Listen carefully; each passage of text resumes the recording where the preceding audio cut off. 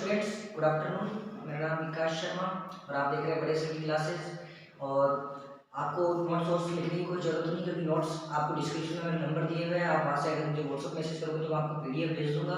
सिर्फ आपको यहाँ पे अच्छे से समझना है। अगर आप 11th क्लास के स्टूडेंट है, 12th क्लास के स्टूडेंट है, या फिर मेडिकल स्टूडेंट है, या जब जिस भी कोर्स में है, ग्रेजुएशन में अगर आपके नर्वस सिस्टम आता है तो आप यहाँ से पढ़ सकते हैं बहुत अच्छे से, डीप में और बहुत बढ़िया पढ़ेंगे आप। देखो, नर्वस सिस्टम पढ़ रहे हैं। नर्वस सिस्टम ऐसा सिस्टम है जो कि हमारी बॉडी के हर एक सिस्टम को रेगुलेट करता है। हमारा हर एक बॉडी का सिस्टम इसके ऊपर डिपेंड करता है। अगर ये काम नहीं करेगा तो हमारी बॉडी का कोई सिस्टम नहीं काम करेगा। तो हम सीधा सीधा ये समझ सकते हैं कि हमारी बॉडी में हर एक काम करवाना। जैसे आप सोचते कैसे हो, आप चलते कैसे हो, क्यों चलते हो, क्यों ठंड लग रही है, इसका आपको पता चल जाता है। ये सारी चीजें सेंस करवाना, आपको फील करवाने का काम ये करता है। आपको प्यार होना, नफरत होना, देखो वो सब फालतू बातें होती है कि प्यार दिल से होता है। प्यार दिल से नहीं होता है ना, मोहब्बत दिल से होती है। प्यार, मोहब्बत, नफरत सब आपका ब्रेन करवाता है। और वो कैसे करवाता है, काम कौन सा पार्ट नर्वस सिस्टम का ये सब करेगा, ये हम अभी नर्वस सिस्टम बहुत अच्छे से पढ़ेंगे। आइए नर्वस सिस्टम स्टार्ट करते हैं। देखो, नर्वस सिस्टम को पढ़ने के लिए अपने को, जैसे अपन नर्वस सिस्टम को दो ब्रांचेस में या दो पार्ट्स में डिवाइड कर सकते हैं, सेंट्रल नर्वस सिस्टम और पेरिफेरल नर्वस सिस्टम। ये थोड़ा सा आपको यहाँ पे दिख रही होगा, क्योंकि सामने स्लाइड का फोकस पड़ रहा है तो यहाँ पे साफ साफ दिख रहा है। तो ये सेंट्रल नर्वस सिस्टम है, ये पेरिफेरल नर्वस सिस्टम। अब ये क्या बोला, क्योंकि नर्वस सिस्टम पढ़ रहे हैं उसमें भी सेंट्रल और पेरिफेरल। देखो, हम इसको एक एग्जांपल लेके समझ सकते हैं। जैसे कि आपके घर में लाइट कहाँ से आती है, आपके बाहर जो पावर हाउस होता है वहां से आप लाइट ऑन करते हो, फिर आपके पूरे घर में लाइट आती है ना। और लाइट कैसे जाती है, हर एक वायर के थ्रू, हर एक कमरे में आपके कोई ना कहीं बल्ब चल रहा है, कहीं पंखा चल रहा है। तो ये सब आपके मेनली कहाँ कनेक्ट है, बाहर की तरफ पावर हाउस है। तो हम इसे भी इसी तरह समझ सकते हैं कि जो सेंट्रल नर्वस सिस्टम होता है ये मेन रेगुलेटरी सिस्टम है, जो कि हमारे ब्रेन और स्पाइनल कॉर्ड में होता है। ब्रेन का होते हैं अपनी स्कल के अंदर, और स्पाइनल कॉर्ड होता है अपनी वर्टिब्रा के अंदर। तो ये मेन सेंट्रल नर्वस सिस्टम अपने ब्रेन और स्पाइनल कॉर्ड में होता है, और ये सब पूरी बॉडी के हर एक सिस्टम को यहाँ से रेगुलेट करता है। तो पेरिफेरल नर्वस सिस्टम क्या होता है, तो जिस तरह पावर हाउस से वायर कनेक्ट होकर आपके पूरे घर में फैल रहे हैं ना, उसी तरह इस सेंट्रल नर्वस सिस्टम से जो नर्व निकल रही है, जैसे स्पाइनल नर्व और क्रेनियल नर्व, जो कि बॉडी के हमारे हर एक पार्ट में, हर एक कोने कोने में फैली हुई है, वो अपना पेरिफेरल नर्वस सिस्टम होता है। पेरिफेरल वर्ड से क्लियर हो रहा है, पेरिफेरल यानी कि दूर दूर तक अपनी बॉडी के हर एक पार्ट तक जो सिस्टम फैला हुआ है वो आपका पेरिफेरल नर्वस सिस्टम हो गया। इसका मतलब आपका सेंट्रल नर्वस सिस्टम, आपका जो नर्वस सिस्टम वो पूरी पूरी बॉडी में फैला हुआ है। तो बहुत बड़ा रोल प्ले करने वाला, बहुत अच्छे से पढ़ेंगे, बहुत मजा आएगा, बहुत सारी गलतफहमियां आपकी दूर हो जाएगी, बहुत सारे कॉन्सेप्ट क्लियर हो जाएंगे। इसको पढ़ेंगे तब तक एंड तक बने रहना वीडियो के साथ। देखो, सेंट्रल नर्वस सिस्टम, देखो जिस तरह हमारी बॉडी किससे मिलकर बनी हुई है, सेल से। हम सब जानते हैं कि सेल से मिलकर टिश्यू, टिश्यू से ऑर्गन, ऑर्गन से ऑर्गन सिस्टम, फिर हमारी बॉडी बनी है। उसी तरह नर्वस सिस्टम की भी कोई ना कोई इकाई है, कोई ना कोई यूनिट है कि कोई वो भी इससे मिलकर बना है। तो हमारा नर्वस टिश्यू किससे मिलकर बना है, वो स्ट्रक्चर और फंक्शनल यूनिट जो कि नर्वस टिश्यू की है, उसे हम क्या बोलते हैं, न्यूरॉन। न्यूरॉन हमारे नर्वस सिस्टम की या नर्वस टिश्यू की सबसे स्ट्रक्चर और फंक्शनल यूनिट होती है, यानी कि हमारा पूरा नर्वस सिस्टम किससे मिलकर बना होता है, न्यूरॉन से। अब न्यूरॉन पढ़ते, देखो पहले हम ये समझ लेते हैं कि हमारी बॉडी की बाकी सेल और नर्वस न्यूरॉन सेल है, उसमें डिफरेंस क्या होता है। बेसिकली हम डिफरेंस ये समझते हैं कि हम ये जानते हैं हमारी सेल डिवीजन करती है। हमारी जो बॉडी की सेल है वो डिवीजन करती है, लेकिन आपकी जो न्यूरॉन सेल है ना वो कभी डिवीजन नहीं करती। क्यों, क्योंकि आपके न्यूरॉन सेल के अंदर, सेल बॉडी के अंदर आपके सेंट्रोसोम नहीं होते हैं, और सेंट्रोसोम सेल डिवीजन के लिए काफी इंपॉर्टेंट रोल प्ले करते हैं। इस वजह से हमारे न्यूरॉन सेल के अंदर सेल डिवीजन नहीं होता है। इसलिए अगर हमारी न्यूरॉन सेल डैमेज हो जाती है या नर्व टिश्यू कहीं ना कहीं से डैमेज हो जाता है, तो वहाँ पे इंजरी को फील होने में बहुत टाइम लगता है या बिल्कुल फील नहीं होती, क्योंकि डिवीजन तो हो नहीं रहा है। इसलिए हमारी नॉर्मल सेल और न्यूरॉन सेल के अंदर बेसिक डिफरेंस ये है कि सेल, हमारी जो नॉर्मल सेल है उसमें सेल डिवीजन हो जाता है, इस वजह से उसका रीजनरेशन हो रहा है। और हमारी जो न्यूरॉन सेल है उसके अंदर सेंट्रोसोम नहीं होते, इस वजह से इसका डिवीजन नहीं होता, इस वजह से इसका रीजनरेशन भी नहीं होता है। एक बार डैमेज हो जाती है तो वापस नहीं बनती है। अब न्यूरॉन सेल का ये हमने एक बेसिक डिफरेंस पढ़ लिया। उसके बाद ये है कि आपकी न्यूरॉन जो सेल है वो इलेक्ट्रिकल एक्साइटेबल होती है। इलेक्ट्रिकल एक्साइटेबल का मतलब ये है कि ये न्यूरॉन सेल आपके इंपल्स जनरेट करने का वर्क करती है। ये बॉडी में आपके इंपल्स जनरेट का, इलेक्ट्रिकल इंपल्स जनरेट करती है। और वो कैसे करती है, क्यों करती है, किस वजह से सेंसरी इंफॉर्मेशन हमारी पूरी बॉडी में फैलती है, मोटर फंक्शन होता है, ये सब कैसे होता है, ये आगे हम जस्ट इसके बाद एक्शन पोटेंशियल समझेंगे। उस एक्शन पोटेंशियल के अंदर हम पढ़ेंगे कि हमारी नर्व सेल कैसे इलेक्ट्रिकली एक्साइटेबल है, कैसे वो इंपल्स जनरेट करती है। तो मेनली आप नॉर्मल बॉडी सेल के अंदर और जो न्यूरॉन सेल है उसके अंदर आप ये डिफरेंस समझ सकते हो कि उसके अंदर आपकी नॉर्मल बॉडी सेल के अंदर सेंट्रोसोम होते हैं, इस वजह से वो डिवीजन कर लेती है, और आपकी न्यूरॉन के अंदर सेंट्रोसोम नहीं होते, इस वजह से डिवीजन नहीं कर पाती, इस वजह से इनका रीजनरेशन नहीं हो पाता है। दूसरी बात ये इलेक्ट्रिकल एक्साइटेबल होती है, जो कि इलेक्ट्रिकल इंपल्स जनरेट करती है। या आपका न्यूरॉन, अब देखो न्यूरॉन पढ़ रहे हैं तो न्यूरॉन के पार्ट्स पढ़ेंगे अच्छे से, जैसे मैंने मेरी बॉडी की एक न्यूरॉन निकाली है और मेरे नर्वस सिस्टम से एक न्यूरॉन निकाल के मैंने यहाँ बोर्ड पे बना दी है। अब मैं इसके बारे में अच्छे से पढ़ रहा हूँ कि न्यूरॉन है क्या, आखिरकार क्या माजरा है इस न्यूरॉन का। तो मैंने देखा न्यूरॉन के अंदर, मैंने ये देखा कि न्यूरॉन के 3 पार्ट होते हैं, सेल बॉडी, एक्सोन और डेंड्राइटिस। ये डेंड्राइटिस तो सेल बॉडी के ऊपर ही लगे होते हैं, ये देखो एकदम कांटों जैसी, तारों जैसी स्ट्रक्चर निकल रही, पेड़ जैसी, टहनियों जैसी स्ट्रक्चर निकल रही ना सेल बॉडी के ऊपर, कि ये आपके होते हैं डेंड्राइटिस। डेंड्राइटिस सेल बॉडी के ऊपर ऐसे पेड़ जैसे निकल रही, देखो। तो ये बड़ा मैंने देखा, बड़ी एकदम डरावनी जैसी, देखो ना कितना डरावना है। मैंने देखा यार क्या सिस्टम बनाया भगवान ने। तो देखो ये मैंने देखा कि ये आपकी न्यूरॉन की स्ट्रक्चर जब मैंने देखा तो उसके अंदर ये बताया है कि इसके 3 पार्ट होते हैं, सेल बॉडी, डेंड्राइटिस और एक्सोन। अब ये डेंड्राइटिस सेल बॉडी के ऊपर लगे होते हैं, एक्सोन की सेल बॉडी, यानी कि 3 पार्ट हो गए। ये देख लीजिए आपके न्यूरॉन के 3 पार्ट हो गए, डेंड्राइटिस, सेल बॉडी और एक्सोन। अब हम एक एक पार्ट के बारे में पढ़ लेते हैं। जैसे हम आ जाते हैं सेल बॉडी पर। सेल बॉडी का क्या सीन है, देखो नॉर्मल जिस तरह सेल होती है वैसे न्यूरॉन की भी सेल होती है। डिफरेंस सिर्फ इतना सा होता है कि आपके उस सेल में सेंट्रोसोम होते हैं और न्यूरॉन की सेल में सेंट्रोसोम नहीं होते हैं, यही तो बेसिक डिफरेंस है। इसके अलावा जैसे नॉर्मल सेल के अंदर आपके ऑर्गेनल्स होते हैं, mitochondria, nucleus, Golgi apparatus, Golgi endoplasmic reticulum, ribosomes, ये सब जिस तरह नॉर्मल सेल में होते हैं उस तरह इस सेल बॉडी के अंदर भी होते हैं। बस डिफरेंस का आ रहा है कि आपकी नॉर्मल सेल के अंदर सेंट्रोसोम होते हैं और आपकी इस न्यूरोनल सेल बॉडी के अंदर सेंट्रोसोम नहीं होते हैं। ये आपकी सेल बॉडी क्लियर, नॉर्मल जिस तरह सेल बॉडी होती है उसी तरह ये भी सेल बॉडी है। दूसरी बात, अब हम दूसरा इसका पार्ट पढ़ रहे हैं, डेंड्राइटिस, जो कि ना इस सेल बॉडी के ऊपर मर्ज है, एक स्ट्रक्चर जैसे पेड़ की स्ट्रक्चर जैसे मर्ज है, जैसे कि कांटे निकल रहे हो, टहनियां निकल रही हो सेल बॉडी के, उस तरह ये मर्ज होके। तो ये डेंड्राइटिस क्या है, ये डेंड्राइटिस एक प्रोसेस होते हैं जो कि सेल बॉडी के ऊपर निकले हुए होते हैं ट्री स्ट्रक्चर जैसे। दूसरी बात, अब इसका वर्क क्या होता है, देखो इसका ये वर्क होता है कि जैसे आपके यहाँ पे गर्म लगा या आपके यहाँ पे कील छुड़ी, तो कील छुड़ते जो सेंस करती है ना अपने नर्वस सिस्टम का जो पार्ट, यानी पेरिफेरल नर्वस सिस्टम की जो नर्व्स हमें सेंस करती है यहाँ से, तो उसके अंदर जो न्यूरॉन होती है ना उसका एक डेंड्राइटिस वाला पार्ट उसे सेंस करता है। समझ में आ गई? जो डेंड्राइटिस होते हैं वो आपके सेंस करने का वर्क करते हैं, ये सेंसरी पोर्शन होता है न्यूरॉन का। ये सेंस करके उस सेंसरी इंफॉर्मेशन को आपकी सेल बॉडी को देगा, फिर सेल बॉडी आगे ट्रांसफर करके एक न्यूरॉन से दूसरे न्यूरॉन तक पहुंचा देगी। तो मेरे लिए डेंड्राइटिस भी आपके क्लियर हो गया कि जो आपकी सेल बॉडी के ऊपर मर्ज होते हैं, जैसे प्रोसेस होते हैं ये, और क्या वर्क करते हैं ये आपकी बॉडी में, या आपकी बॉडी में जैसे भी जहाँ पे भी आपकी लगा, काटा, चुभा, तो वहाँ पे सेंस करेंगे और सेंसरी इंफॉर्मेशन को आपके आगे पहुंचा देंगे। ये डेंड्राइटिस भी आपके क्लियर। अब आ रहे हैं आपके एक्सोन, ये बड़ा इंटरेस्टिंग है। देखो एक्सोन, उससे पहले कुछ बहुत इंपॉर्टेंट चीजें हम पहले समझ लेते हैं कि जैसे ये आपकी सेल बॉडी है, ये आपका एक्सोन है। जहां से आपकी सेल बॉडी एक्सोन से कनेक्ट हो रही है, जहां से आपकी सेल बॉडी एक्सोन से कनेक्ट हो रही है, अपन उसको बोलते हैं एक्सोन हिल लोब। एक्सोन हिल लोब यानी कि जहां से आपकी सेल बॉडी किससे कनेक्ट हो रही है, एक्सोन से, उस पार्ट को अपन बोलते हैं एक्सोन हिल लोब।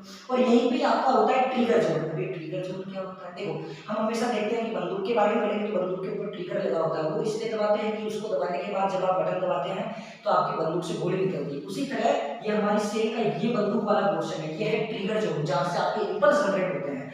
आपका जो एक्शन पोटेंशियल वो यहाँ से जनरेट होते हैं। अब कैसे जनरेट होते हैं आगे बहुत अच्छे से पढ़ेंगे। अब इसे आप इतना सा देखो कि आपका ये ट्रिगर जोन वाला पार्ट भी यही होता है जहाँ से इंपल्स जनरेट होते हैं। अब आगे आपका आ रहा है एक्सोन। देखो एक्सोन और ये बाकी के जो न्यूरॉन के पार्ट है और एक्सोन में अपन एक थोड़ा डिफरेंस क्लियर कर लेते हैं। देखो ये आपकी सेल बॉडी है, ये आपका एक्सोन है। अब सेल बॉडी के साइटोप्लाज्म और एक्सोन के साइटोप्लाज्म में एक बेसिक डिफरेंस होता है। जिस तरह का डिफरेंस हमने नॉर्मल सेल और न्यूरॉन सेल के अंदर पढ़ा था ना, उसी तरह अब एक बेसिक डिफरेंस ना जो आपकी सेल बॉडी का साइटोप्लाज्म है और एक्सोन का जो साइटोप्लाज्म है, इसमें भी एक बेसिक डिफरेंस होता है। अब वो डिफरेंस क्या होता है आइए अपन देखते हैं। देखो हम आगे जाके ये पढ़ेंगे कि जो हमारा ब्रेन है या स्पाइनल कोड है ये किससे मिलकर बना हुआ है, आपके व्हाइट और ग्रे मैटर से मिलकर बना हुआ है। अब ये व्हाइट ग्रे मैटर का क्या होता है, देखो मैं आपको एक चीज बता देता हूँ। आपके जो सेल बॉडी में जो एंडोप्लाज्मिक रेटिकुलम होती है, रफ एंडोप्लाज्मिक रेटिकुलम, हम सब जानते हैं कि रफ एंडोप्लाज्मिक रेटिकुलम के ऊपर राइबोसोम्स होते हैं जो कि प्रोटीन सिंथेसिस का वर्क करते हैं। और उन प्रोटीन ग्रेन्यूल्स की वजह से आपकी जो सेल बॉडी होती है ना, उसका जो साइटोप्लाज्म है वो कुछ ग्रे टाइप का होता है, ग्रे कलर का हो जाता है। इस वजह से ये सेल बॉडियां मिलकर आगे जाके ग्रे मैटर का फॉर्मेशन करती है।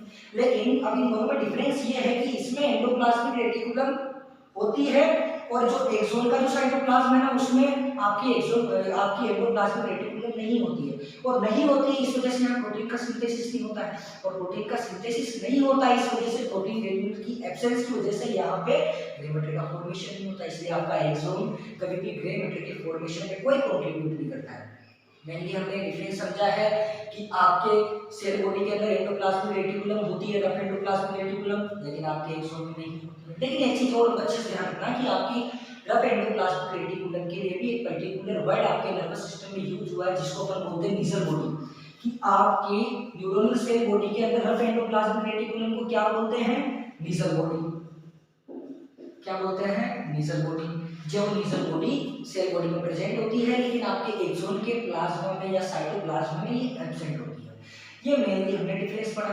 अभी एक्सोन के बारे में और जानते देखो, ये एक्सोन के ऊपर जो मैंने दो ऊपर बना रखे हैं, ये एक्सोन के ऊपर क्या है कि आपके प्रोटीन और फेट की कवरिंग होती है जिसे हम बोलते हैं माइलिन शीथ। ये माइलिन शीथ एक्सोन के ऊपर कवर की हुई होती है। अब ये कवर की हुई होती है तो क्या काम करती है भाई? कवर है तो किसी ना कुछ इसका काम होगा। तो ये माइलिन शीथ क्या करती है? मैंने आपको पहले बताया था कि रीजनरेशन तो इसमें होता नहीं है, तो ये माइलिन शीथ आपकी इंजरी से हेल्प करेगी, इसको इंजर्ड होने से, इसको डैमेज होने से बचाएगी। दूसरी बात, जब आपके इंपल्स आपके ट्रिगर जोन वाले पार्ट से जब जनरेट होंगे तो उन इंपल्स के स्ट्रेंथ को, उनके कंडक्शन के स्ट्रेंथ को अगर बढ़ाएगी तो ये माइलिन शीथ बढ़ाएगी। अब एक और टर्म आती है आपके नोड ऑफ रेनवियर। तो देखो, नोड ऑफ रेनवियर यानी कि नोड से मतलब होता है गांठ, जो कि आपके माइलिन शीथ के बीच में जो गैप है ना, ये देखिए, ये माइलिन शीथ के बीच में जो गैप है, नोड ऑफ रेनवियर इसे कहते हैं। ये नोड ऑफ रेनवियर भी आपके लिए क्या, जो इंपल्स जनरेट हो रहे हैं उसके कंडक्शन में हेल्प करता है, उसकी कंडक्शन स्ट्रेंथ को बढ़ा देता है। तो हमने माइलिन शीथ पढ़ा। माइलिन शीथ फेट और प्रोटीन की कवरिंग होती है एक्सोन के ऊपर, जो क्या हेल्प करती है, आपके जो इंपल्स जनरेट हो रहे हैं उसकी कंडक्शन स्ट्रेंथ बढ़ाने में हेल्प करती है। ये हमने एक्सोन में क्लियर कर लिया। अब आगे जाके आपके एक्सोन क्या है कि 5 प्रोसेस में डिवाइड हो रहे हैं, छोटी छोटी नलियां या तारों में डिवाइड हो रहे हैं, जिन्हें हम बोलते हैं एक्सोन टर्मिनल। क्या बोलते हैं? Axon terminal. इन एक्सोन टर्मिनल के ऊपर वाले पार्ट में बल्ब लाइक स्ट्रक्चर होती है जिसको अपन बोलते हैं सिनेप्टिक एंड बल्ब। आपको नोट्स की कोई टेंशन नहीं लेनी है, नोट्स पीडीएफ में मिल जाएंगे, अभी अच्छे से समझो, बहुत अच्छे से समझना, हम बहुत बढ़िया समझेंगे। तो आपके एक्सोन टर्मिनल के ऊपर बल्ब लाइक स्ट्रक्चर होती है जिसको हम बोलते हैं सिनेप्टिक एंड बल्ब, और यही सिनेप्टिक एंड बल्ब जब इंफॉर्मेशन ट्रांसफर होती है तो ये आपके पीछे वाले जो नेक्स्ट न्यूरॉन, जिससे आपका न्यूरॉन, देखो न्यूरॉन से न्यूरॉन कनेक्ट है, इससे भी कनेक्ट है, फिर ऐसे करके हमारे ब्रेन तक आ रहा है इंफॉर्मेशन। यहाँ से अगर मेरे ब्रेन तक आएगी तो कैसे आएगी कि ऐसे न्यूरॉन से न्यूरॉन एक से एक के बाद कनेक्ट होकर मेरे ब्रेन तक आ रहा है। तो इसी तरह ये आपके न्यूरॉन, अब इसके पीछे जो न्यूरॉन होगा तो आपकी सिनेप्टिक एंड बल्ब दूसरे न्यूरॉन के डेंड्राइटिस वाले पार्ट से कनेक्ट होगी। आप समझ पा रहे हैं ना?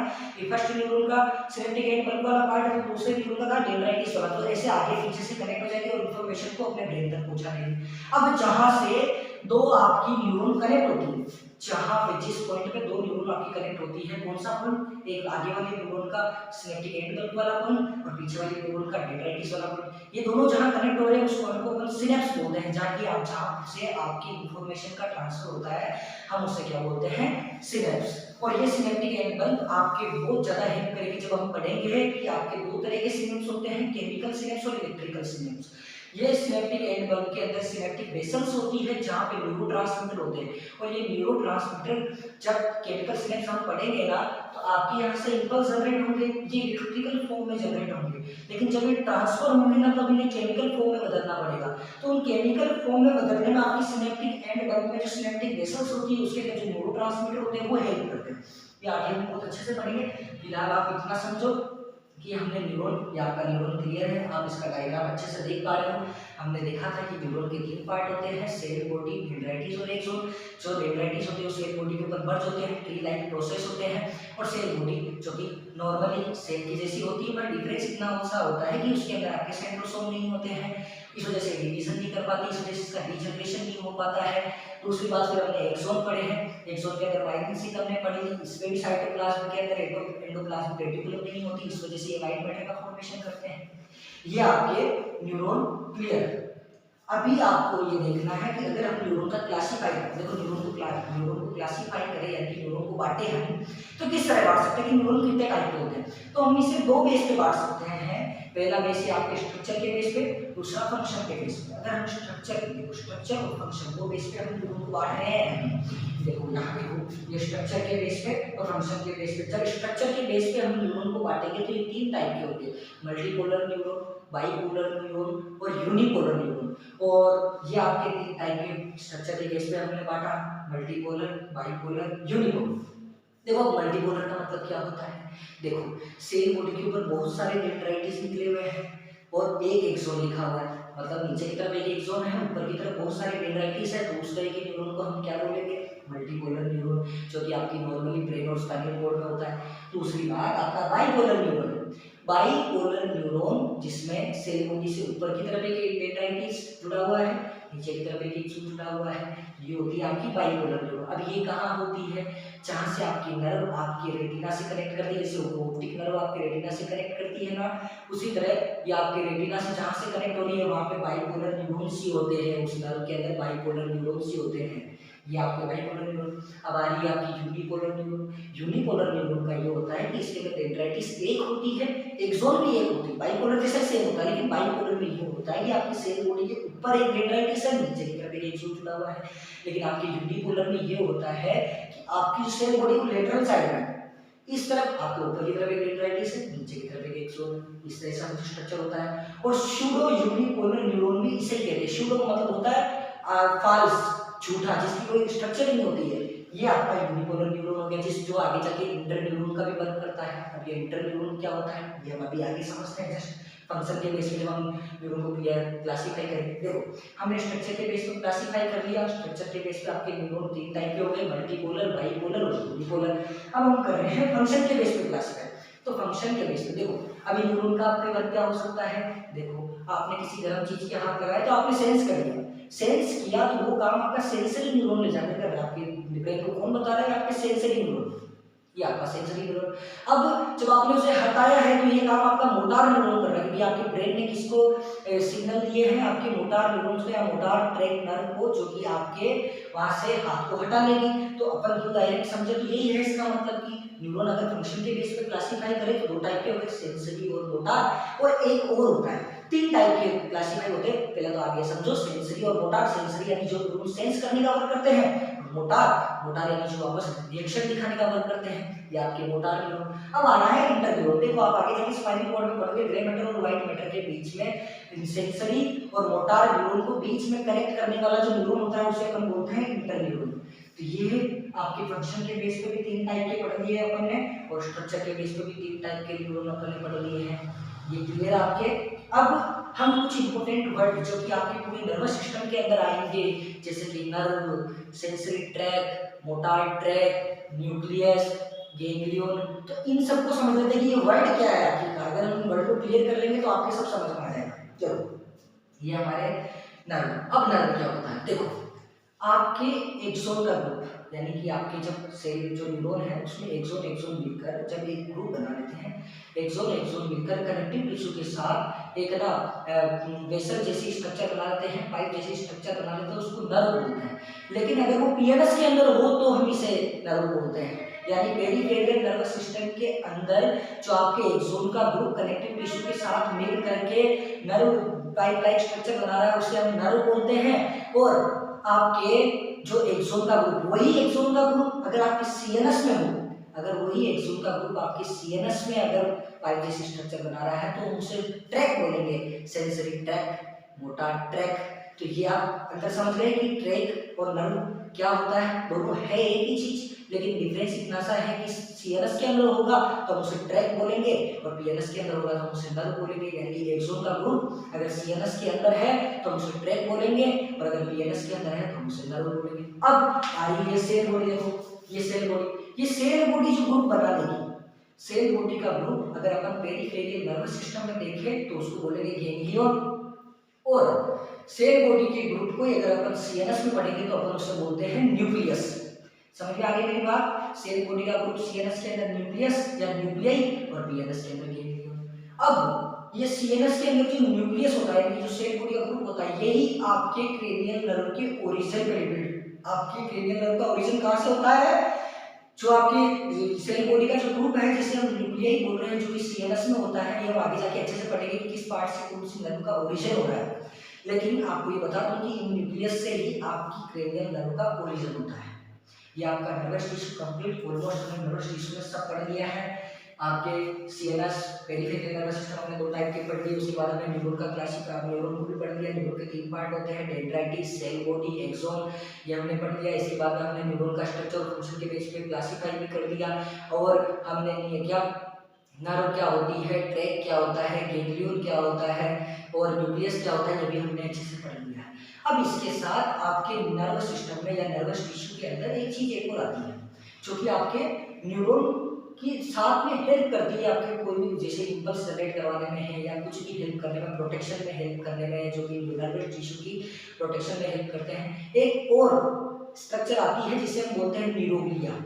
ये न्यूरोग्लिया 6 होती है और यही न्यूरोग्लिया संख्या में तो इनसे ज्यादा होगी, न्यूरॉन से तो नंबर में तो न्यूरॉन से ज्यादा होगी, लेकिन ये न्यूरॉन की तरह इलेक्ट्रिकल इंपल्स जनरेट नहीं करेगी, ये सिर्फ न्यूरॉन की हेल्प करेगी बस।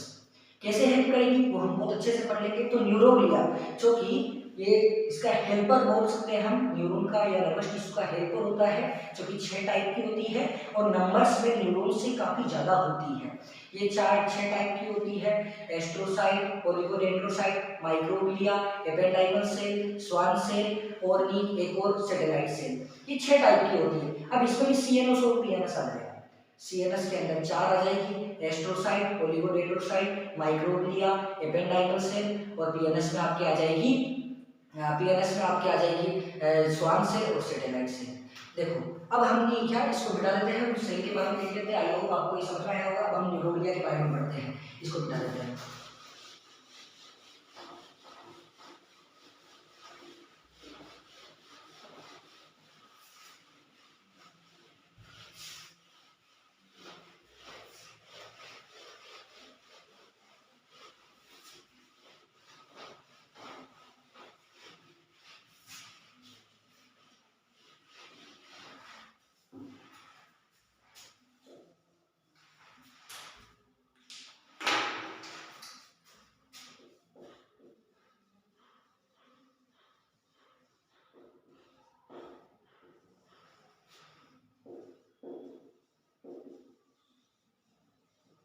Astrocytes, oligodendrocyte, microglia, ependymal cell, ये सब आपके आएगी सीएनएस के अंदर। कहाँ आएगी? आपके सेंट्रल नर्वस सिस्टम के अंदर। ये आपके सेंट्रल नर्वस सिस्टम यानी कि आपके ब्रेन और स्पाइनल कॉर्ड के अंदर जो 4 न्यूरोग्लिया होती है ना, वो ये होती है एस्ट्रोसाइट, ओलिगोडेंड्रोसाइट, माइक्रोग्लिया और एपेंडाइमल सेल। अब 2 जो कि पीएनएस के अंदर होती है, एक होती है स्वान सेल, दूसरी होती है सैटेलाइट। ये आपके दोनों किस्में होगी पीएनएस के अंदर, पेरिफेरल नर्वस सिस्टम के अंदर। देखिए अब हम पढ़ लेते हैं कि इनका वर्क क्या होता है। देखो एस्ट्रोसाइट जो कि सबसे बड़ी न्यूरोग्लिया होती है, सीएनएस के अंदर जो 4 न्यूरोग्लिया है ना, उसमें ये सबसे बड़ी न्यूरोग्लिया होती है एस्ट्रोसाइट। तो सबसे छोटी कौन सी होगी? सबसे छोटी होगी आपकी माइक्रोग्लिया। सबसे बड़ी न्यूरोग्लिया होती है आपकी एस्ट्रोसाइट और सबसे छोटी होगी आपकी माइक्रोग्लिया। अब ये एस्ट्रोसाइट क्या वर्क करेगी? देखो एस्ट्रोसाइट स्टार शेप होती है, सबसे बड़ी होती है। अब देखिए हम सब जानते हैं कि हमारे ब्लड की सप्लाई होती है पूरी बॉडी के अंदर, यानी ऑक्सीजनेटेड डीऑक्सीजनेटेड ब्लड हमारी हर बॉडी के हर एक कॉर्नर से आता है, जाता है, हार्ट के पास आता है, फिर वहां से नर्व्स के थ्रू प्योर होकर वापस बॉडी में जाता है। तो जाहिर सी बात है कि हमारे ब्रेन में भी वो ब्लड जाएगा। तो देखो जब हमारे ब्रेन में वो ब्लड जा रहा है ब्लड वेसल्स के थ्रू, तो डीऑक्सीजनेटेड ब्लड भी जा रहा है और डीऑक्सीजनेटेड भी आ रहा है। तो डीऑक्सीजनेटेड ब्लड जो वेसल्स होती है जिन्हें हम वेन्स बोलते हैं, तो उससे कोई भी हार्मफुल मटेरियल जैसे कि CO2 है जो कि हमारे न्यूरॉन को डैमेज कर सकता है, नर्व सेल को डैमेज कर सकता है, ऐसा कोई भी वेस्ट प्रोडक्ट अगर डिफ्यूजन के थ्रू आपकी ब्लड वेसल्स से निकलकर अगर आपके ब्रेन टिश्यू में या न्यूरॉन से किसी के कांटेक्ट में आएगा तो वो आपके न्यूरॉन को डैमेज कर देगा।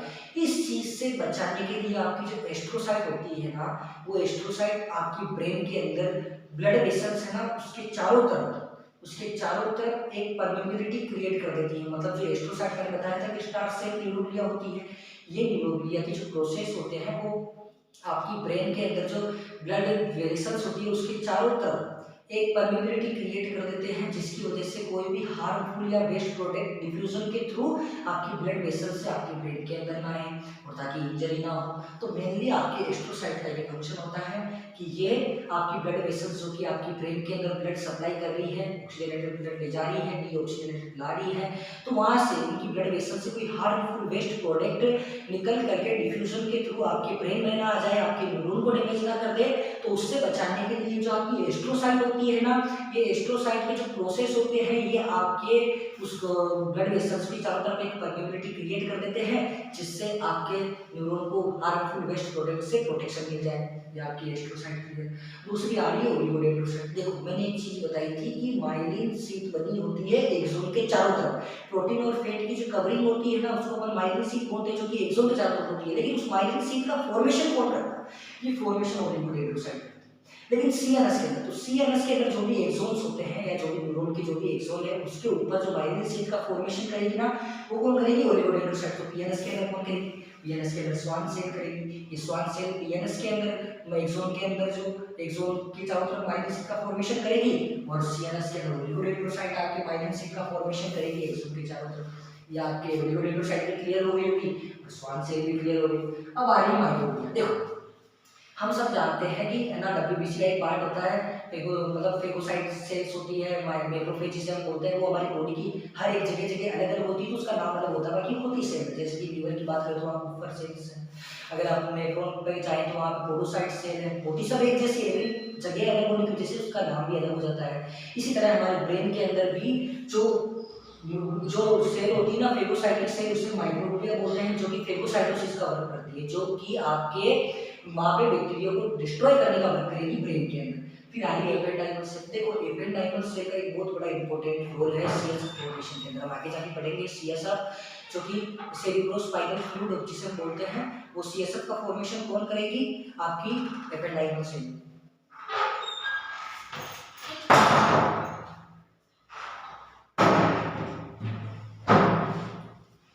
सॉरी डिस्टर्बेंस हो गया।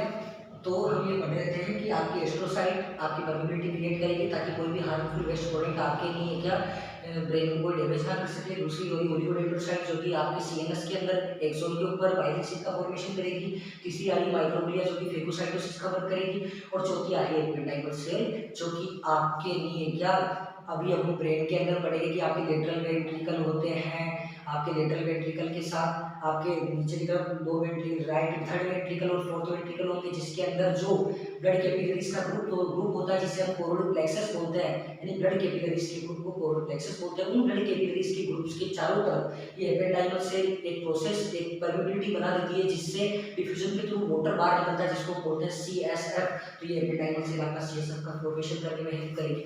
उसके बाद में आगे स्वान सेल, जो कि पीएनएस के अंदर आपकी माइलिन शीट के फॉर्मेशन का वर्क करेगी। और ये सैटेलाइट सेल है, जो कि आपकी फेगोसाइटोसिस का और न्यूट्रिशन को इधर ट्रांसफर करने का वर्क करेगी पीएनएस के अंदर।